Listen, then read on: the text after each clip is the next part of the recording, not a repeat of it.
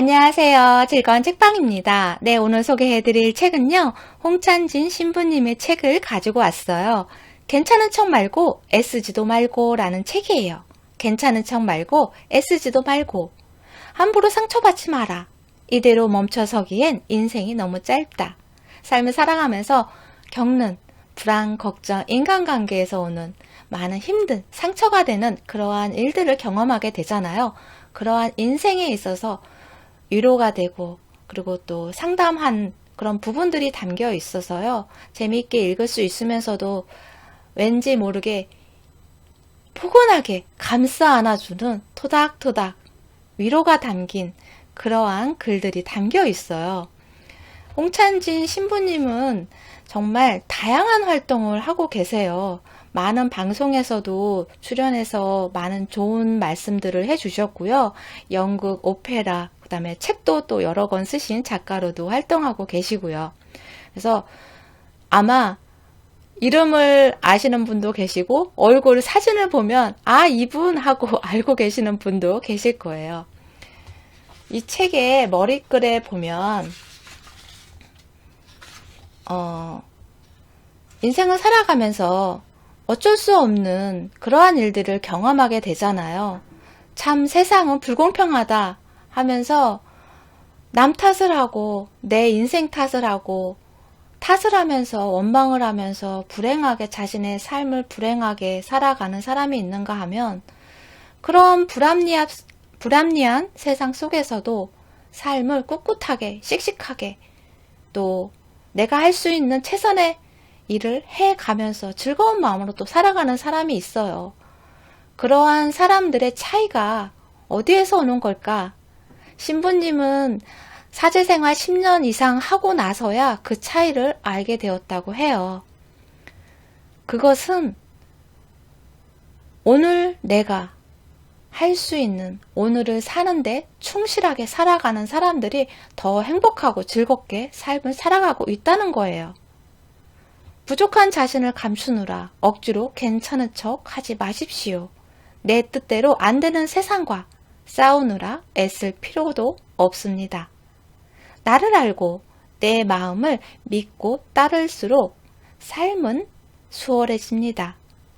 부족하나마 이 책이 힘든 세상살이에 지쳐 어떻게 살아갈지 모르겠다고 말하는 사람들에게 작은 숨구멍이 되었으면 좋겠습니다. 잃어버린 마음을 찾아 당당하고 즐겁게 살아가는 당신이 되기를 진심으로 바랍니다. 그러한 마음으로 책을 쓰셨다고 해요. 그래서 오늘도 책 내용을 읽어드릴 건데요. 먼저 읽어드릴 부분은 가장 뛰어난 예언자는 오늘이다 라는 부분이에요. 신부님이 한 연극 무대에 처음으로 신부 역할로 무대에 서게 되었대요. 그런데 처음에는 하면 되지 했는데 동료 같이 연극을 하는 주연 배우가 농담으로 보통 첫 무대에 이렇게 쓰게 되면 긴장을 하게 되잖아요. 그래서 실수를 단순한 그런 한 줄짜리 대사인데도 실수를 하는 경우가 종종 있다고 그렇게 말씀하시면서 신부님은 그러지 않으시겠죠? 그렇게 농담을 한 거예요. 그런데 그게 마음속에 콕 박혀서 자꾸 그 생각이 떠오르대요. 그러면서 밥을 먹어도 먹은 것 같지 않고 웃어도 웃는 것 같지 않은 머릿속에서 자꾸 어떡하지 하는 몇 날 며칠을 그 생각만 자꾸 떠오르더래요. 그러다가 의문이 들었대요. 내가 지금 무엇과 싸우고 있는 거지? 내가 지금 무엇과 싸우고 있는 거지? 그 부분을 읽어드릴게요. 고민은 하고 있는데 정작 고민에 실체가 없다는 생각이 그제야 들었지요. 아직 오지도 않은 그러니까 도무지 실체라고는 찾아볼 수 없는 미래를 부여잡고 아둥바둥하는 내 모습이 비로소 눈에 들어왔습니다. 감히 진단해보자면 나는 삶의 무게 중심을 현재에 두지 않고 성급하게 미래로 옮겨버리고는 오지도 않은 미래에서 내가 만든 상상과 싸우고 있었습니다. 나는 지금 여기 이 순간에 살고 있는데 현재 살아 숨쉬고 있는 나를 미래의 어느 순간으로 섣불리 던져버렸던 겁니다. 다만 불안은 여타 감정 중 유독 제멋대로인 구석이 있습니다. 시시때때로 튀어나오는 불안을 통제하려면 현재에 집중하는 훈련을 해야 합니다. 내 사명은 무엇인가? 나는 지금 이 일을 잘하고 있는가? 이렇게 현재에 몰입해 있으면 미래의 걱정은 어느덧 사라집니다. 창업하고 자리를 잡을 때까지 창업자는 정신없이 뛰어다닙니다. 미래를 걱정할 새도 없이 물불 가리지 않고 지금 해야 할 일에 온 힘을 쏟습니다. 그렇게 현재에 올인할 때 다가오지 않을 미래의 걱정이 자리 잡을 틈은 없습니다. 미래는 아무도 모릅니다. 확실한 것은 현재밖에 없습니다. 시인이자 철학자 랄프 waldo 에머슨은 이렇게 말했습니다. 인생이란 마음속으로 그리는 미래의 삶을 사는 것이 아니다. 현재를 삶으로써 진정한 미래의 삶을 살 수 있다. 시시때때로 찾아드는 미래에 대한 불안감에서 벗어나는 유일한 방법은 오늘 하루 일과를 기쁘게 마주하고 지금 할 수 있는 일에 온 마음으로 몰입하는 것뿐입니다. 여기에 하나 더 보태 주위를 둘러보고 어려운 처지에 놓인 사람과 마음을 나눌 수 있다면 불안으로부터 더 쉽게 벗어날 수 있을 겁니다. 네. 오늘을 사는 여러분이 되셨으면 좋겠어요. 다음 읽어드릴 부분은 함부로 상처받지 마라 라는 부분을 읽어드릴게요. 사람에게 자존감은 삶을 지탱하는 힘이며 보람을 만드는 기둥입니다. 다른 사람들이 자신을 함부로 대하게 두어서는 안 되는 이유가 여기에 있습니다. 잊지 말아야 할 것은 내 삶은 나 자신이 중심이 되어야 하고 어떤 상황에 놓여 있든 나 자신을 방치해서는 안 된다는 사실입니다. 스스로를 돌보지 않는 사람은 결국 타인과의 관계도 건강하게 맺지 못합니다. 나 자신조차 제대로 존중하지 못하면서 어떻게 다른 사람을 한 인격체로 존중할 수 있겠습니까? 그래서 나는 종종 이렇게 말합니다. 어떤 상황에서든 함부로 상처받지 마라. 어떤 상황에서든 함부로 상처받지 마라. 경험으로 비춰볼 때 소위 진상들이 쉽게 변하지 않습니다. 그들을 대할 때에는 일명 진상불변의 법칙을 적용해야 합니다. 첫째, 무시하는 마음을 가져야 합니다. 가장 좋은 방법은 끝까지 그저 예라고 응대하는 것입니다. 속으로야 화가 치밀어 오르더라도 겉으로는 예하며 무시하는 마음가짐으로 무장하는 것이 나를 지키는 방법입니다. 둘째, 그도 불쌍한 사람이라고 여기는 것입니다. 각자 어떤 환경에서 나고 자랐는지 알 수 없지만 그들 대부분은 열등의식을 지니고 있습니다. 쉽게 말해 누군가를 무시하지 않고서는 자신의 존재감을 찾을 수 없는 사람들입니다.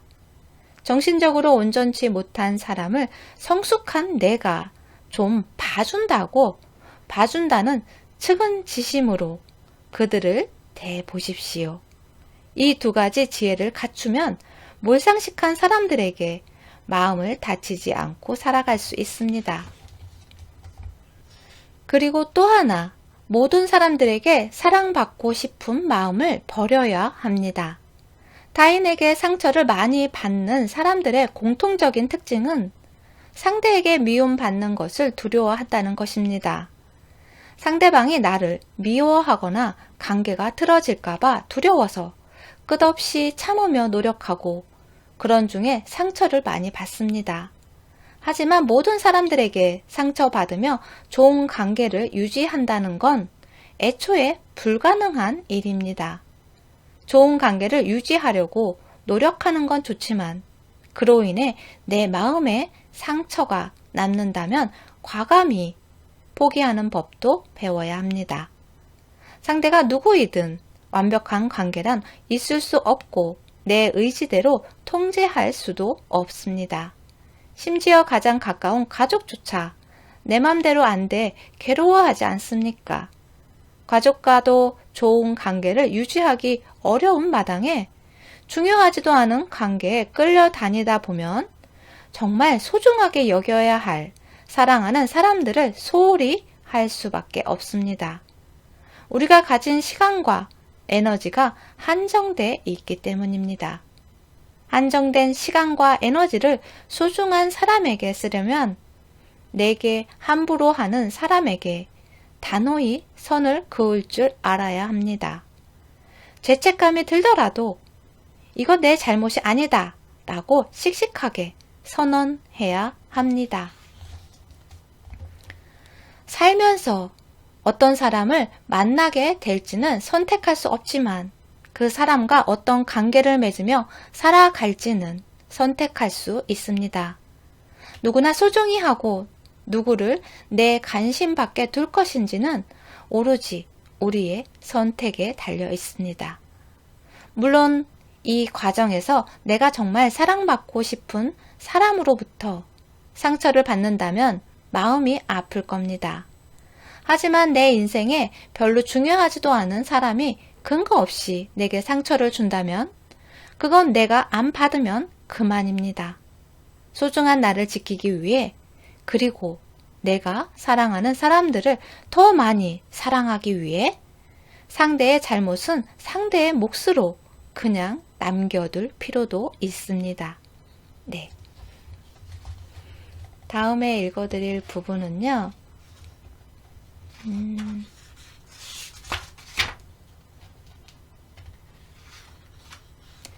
가족을 대하는 태도가 그 사람을 말해준다 부분을 읽어드릴게요. 5월이 가정의 달이잖아요. 그래서 가족과 관련된 내용을 읽어드릴게요. 고든 리빙스턴은 이렇게 말했어요. 용서는 결국 다른 사람이 아닌 나 자신에게 주는 선물이다. 네, 용서는 결국 다른 사람이 아닌 나 자신에게 주는 선물이다. 가족 간에 가깝다는 이유로 또 쉽게 말을 내뱉고 마음의 소리를 내뱉는데 또 그런 말들로 인해서 또 상처가 되고 힘들어하는 부분들이 참 많잖아요. 그런 부분에 있어서 책 내용을 읽어드릴게요. 자식 때문에, 부모 때문에, 형제 때문에 내 인생이 풀리지 않는다고 우울해하지만 그런 가족이 있기에 놓아버리고 싶은 절망의 순간을 버틸 수 있고 그럼에도 불구하고 살아낼 힘을 얻을 수 있기 때문입니다. 누군가에게 반드시 필요한 존재가 된다는 것, 세상에 나 아니면 안 되는 일이 있다는 것, 그만큼 생의 가치를 갖게 하는 것이 또 있을까요? 사람으로 태어난다고 누구나 다 사람으로 사는 건 아닙니다. 돌봐야 할 부모, 서로 아껴줘야 할 형제, 오로지 희생으로 키워야 하는 자식이 있기에 이기적인 인간이 비로소 인격을 이루고 사랑을 배웁니다. 말하자면 가족은 사람을 사람으로 살게 하는 기본값입니다. 특히 자식은 미숙한 인간으로 하여금 처음으로 내 것을 그냥 내주는 순간을 경험하게 합니다. 남에게 단 하나도 내주는 법이 없던 사람도 자식에게는 나를 온전히 내어줍니다. 부족하고 이기적인 존재가 성숙한 인격체로 거듭나는 겁니다. 혼자 사는 사람이 부단히 노력해야 하는 것도 이 부분입니다. 사랑하지 않을 때 사람은 한순간에 괴물로 변하기 십상이니까요. 희생이라는 말이 아닙니다. 오히려 행복해지라는 얘기입니다. 사람은 내 안에 사랑을 남에게 전할 때 행복하고 그로 인해 자기 삶의 가치를 찾을 수 있습니다. 사람은 타자와의 사랑 없이 살 수 없는 존재입니다. 고달픈 인생 혼자서 잘 살아보겠다고 아무리 마음먹어도 가슴속 갈증이 채워지지 않는 것은 결국 사랑하지 않아서입니다. 그런 의미에서 보면 너무 믿고 보기 싫은 가족이 어쩌면 신이 우리에게 준 선물일 수 있습니다. 사는 게 너무 힘들 때 우리가 할 수 있는 일은 묵묵히 버티는 것입니다. 다만 그 시간을 어떤 마음으로 보내느냐가 중요합니다. 현실을 회피하지 말고 당당히 바라봐야 합니다. 그러면서 미움 대신 보듬어 주려는 마음을 들어놓고 연습을 해야 합니다. 미움은 답이 아닙니다. 인정하고 받아들이는 것이 답입니다. 진정한 사랑은 견디는 힘입니다. 그렇게 묵묵히 견디다 보면 가족이라는 전깃줄을 통해 언젠가는 예기치 않은 기쁨과 보람이 찾아옵니다. 그것이 바로 신이 우리 곁에 가족을 머물게 한 이유입니다. 네. 다음에 읽어드릴 부분은 돈, 뜨겁고 치열하게 사랑하라 라는 부분을 읽어드릴게요. 돈, 뜨겁고 치열하게 사랑하라. 상사의 괴롭힘 때문에 도저히 직장을 다닐 수 없다는 가장을 만난 적이 있다고 해요. 새로 부임한 상사가 사사건건 이렇게 시비를 걸고 중요한 업무는 맡기지 않고 허드렛 일만 자꾸 맡기는 거예요. 그러다 보니까 정말 열심히 성실히 출근했던 회사였는데 하루하루가 곤욕스럽고 정말 출근하기가 싫은, 아침이 되면 오늘 하루 어떻게 버티나 하는 그런 근심 걱정으로 하게 된다는 거죠. 그래서 그 분이 신부님한테 이렇게 말씀하시는 거예요. 하루 종일 서류 정리나 하면서 군말 않고 출근하는 게 그깟 돈 때문이라고 생각하니까 제 자신이 너무 한심해요 라고 말씀하시는 거예요. 그래서 신부님이 그분한테 이렇게 말씀하셨대요. 그 돈으로 지금까지 아이 분유값, 기저귀값 됐잖아요. 한 생명을 먹여 살리는 값진 용도로 썼는데 그깟 돈이라뇨. 그 부분을 읽어드릴게요. 나는 우리가 누군가와 함께 먹고 살기 위해 돈을 버는 것, 그 자체만으로 큰 가치가 있다고 생각합니다. 그 대상엔 가족은 물론 나 자신도 포함됩니다. 그런 의미에서 돈을 소중히 여기는 건 속물적인 태도가 아니라 진정한 자기 성숙을 이룬 사람의 당당함이라고 할 수 있습니다. 내 생명을 건강하게 유지하는 것의 가치, 내 가족을 먹여 살리는 것의 가치를 아는 사람은 자신 있게 돈이 참 좋다라고 말합니다. 그리고 그 돈으로 어떻게 더 좋은 일을 만들어낼지 꿈꿉니다. 그러니 머릿속에선 돈 벌 궁리가 계속 떠오르고 그걸 하나하나 실천해 가면서 행복을 느낍니다. 돈 버는 과정 자체를 즐기니 통장 잔고가 바닥이어도 툭툭 털고 다시 일어납니다. 한 이야기를 해드릴게요. 기부왕으로 유명하신 분이시죠. 빌 게이츠와 워런 버핏, 이 두 분의 롤모델로 알려진 분이 계세요. 척 핀이라는 사람인데요. 이분을 그때는 그 당시에는 돈밖에 모르는 사람이라고 비난을 받던 그런 사람이었다고 해요. 그리고 미국의 한 경제지에서는 돈만 하는 억만장자 1위에 뽑히기도 했던 그런 분이셨죠. 그런데 그가 운영하는 면세점이 세무조사를 받게 되었어요. 세무조사를 받고 나서 미국이 발칵 뒤집히는 일이 생겼어요. 세무조사를 받은 결과가 어땠냐면요. 그가 15년간 무려 4조 5천억이나 되는 금액을 엄청난 금액을 기부해 왔다는 사실이 밝혀진 거예요. 정말 앙달하다고 평가를 받았던 그 돈을 무섭게 벌어왔던 그 사람이 15년간 어마어마한 금액을 기부해 왔다는 거죠. 그러면서 이렇게 이야기를 해요. 돈은 너무 매력적입니다. 하지만 신발 2켤레를 한꺼번에 신을 수는 없지요. 네. 검소하게 자기 필요한 것만 생활하면서 그 다른 것은, 그 나머지 것은 기부를 열심히 해왔던 거예요. 책 내용을 이어서 읽어드릴게요. 어차피 돈 없이 살아갈 수 없는 세상이라면 돈을 제대로 사랑하며 살았으면 좋겠습니다. 이왕이면 도전적으로 최선을 다해 열심히 버십시오. 돈의 가치를 바로 알고 제대로 사랑하게 되면 생각보다 많은 것을 얻을 수 있습니다. 돈 문제로 생기는 여러 가지 경험은 인생을 혼란하게 만들기도 하지만 나약한 인간을 성숙시키는 계기가 되기도 합니다. 실패한 원인을 돌아보게 하고 스스로 독립적인 사람으로 거듭나게 하며 고난을 뛰어넘게 합니다.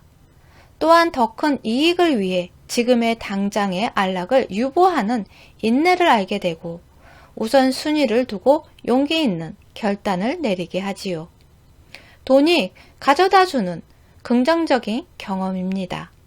이런 경험이 거듭될수록 내가 좀 괜찮은 사람이라는 자긍심과 용기가 함께 자랍니다. 재밌는 건 돈이란 녀석이 생각보다 순진한 구석이 있어서 자기를 귀하게 여기는 사람 곁에 오래 머문다는 점입니다. 사람처럼 감정을 지녔는지 손에 쥐고만 있으면 답답해서 뛰쳐나가려고 하고 대인배처럼 놓아주면 다른 돈까지 데리고 다시 찾아옵니다. 돈을 사랑하되 집착하지는 말아야 하는 이유, 때로 좋은 마음으로 베풀 줄 알아야 하는 이유입니다. 네. 마지막으로 내 안의 분노와 평화롭게 지내는 법이라는 부분을 읽어드릴게요. 아이나 남편에게 화를 내는 사람들은 가만히 살펴보면 한 가지 공통점이 있습니다. 마음 안에 과도한 기대를 갖고 있다는 것입니다. 아이를 위해, 남편을 위해 잔소리를 하고 이것저것 시킨다고 하지만 사실 그 마음 안에는 상대에 대한 기대감이 자리하고 있습니다. 표면적으로는 아이를 위하는 것처럼 보일지 몰라도 내면에는 공부 잘하는 아이를 보고 싶은 기대감이 자리하고 있습니다. 남편에 대해서도 마찬가지입니다.